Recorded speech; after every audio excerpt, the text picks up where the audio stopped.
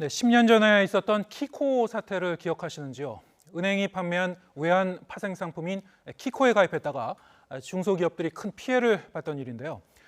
은행이 피해액의 최대 41%를 배상해야 한다는 권고가 나왔습니다. 취재기자 연결해서 내용 알아보겠습니다. 조태영 기자.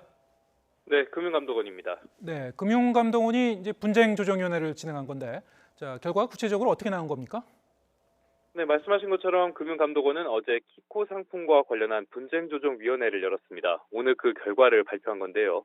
분조인은 당시 은행이 과도한 규모의 계약을 권유하고 예상되는 위험성을 제대로 설명하지 않았다고 판단했습니다.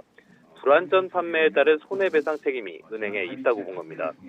이번에 대상이 된 기업은 일성하이스코어, 남아통상, 원글로벌미디어, 제형솔루텍 등 모두 4곳이었고요. 이들에게 키코를 판매한 은행은 6곳입니다.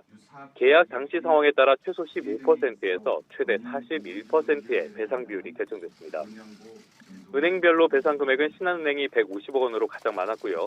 우리은행과 산업은행, KED하나은행, 대구은행, TT은행 등이 포함됐습니다.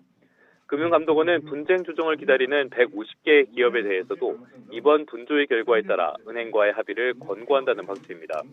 분조위의 배상 결정은 강제성이 없는 권고라 양측이 모두 받아들여야 효력이 발생합니다.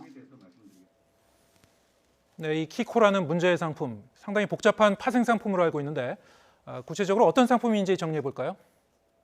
네, 키코는 환율이 일정 범위 안에서 움직이면 미리 정한 환율로 외화를 팔 수 있는 일종의 환해지 상품입니다. 쉽게 설명하자면 수출 기업에게는 환율이 큰 영향을 미치게 되는데요. 환율 변동성에 위험을 피할 수 있는 상품이라고 보면 틀리진 않겠습니다. 문제는 지난 2008년 글로벌 금융위기가 닥치면서 원달러 환율이 크게 올랐다는 점입니다. 무분별하게 파생 상품을 판매한 은행 그리고 금융상품으로 손쉬운 돈벌이에 나섰던 기업들이 합작한 사태였습니다. 법적 다툼이 벌어졌는데요. 지난 2013년 대법원은 키코 계약의 사기성과 불공정 계약 가능성을 인정하지 않으면서 은행의 손을 들어줬습니다.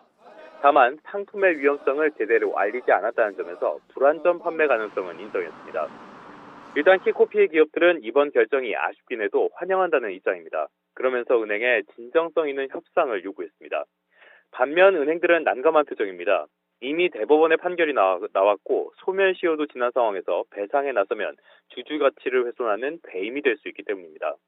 실제로 일부 은행은 법적 강제성이 없는 이번 권고를 받아들이지 않겠다는 방침을 세운 것으로 전해졌습니다. 따라서 키코를 둘러싼 논란은 한동안 계속될 전망입니다. 지금까지 금융감독원에서 YTN 조태현입니다.